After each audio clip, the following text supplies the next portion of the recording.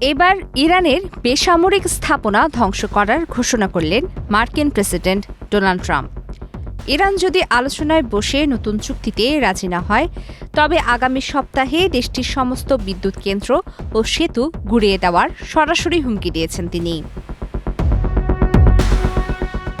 Fox নিউজকে দেওয়া এক সাক্ষাৎকারে ট্রাম্প সাফ জানিয়ে দিয়েছেন, আগামী সপ্তাহে ইরানের জন্য পরিস্থিতি আরও ভয়াবহ হতে যাচ্ছে।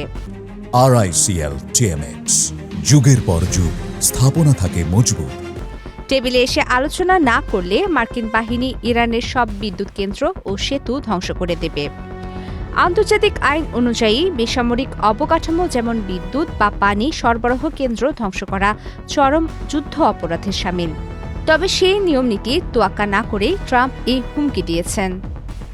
বাণিজ্যিক জাহাজে ইরানের হামলা ঠেকাতে ইতিমধ্যে ইরানের বন্দরগুলোতে কঠোর নৌ অবরোধ জারি করেছে মার্কিন সেন্ট্রাল কমান্ড।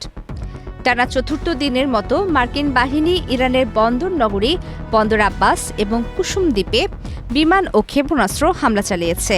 মার্কিন রণতরীগুলো পুরো এলাকা ছেয়ে ফেলেছে। যুক্তরাষ্ট্রের এই আগ্রাসনের জবাবে চুপ করে বসে নেই তেহরানও। পাল্টা হামলা চালিয়েছে বাহরাইন ও কুয়েতে থাকা মার্কিন পঞ্চম নৌবহরের উপর। একই সাথে জর্ডানে মার্কিন যুদ্ধবিমান থাকা একটি ঘাঁটিতে ড্রোন হামলা চালিয়েছে ইরান।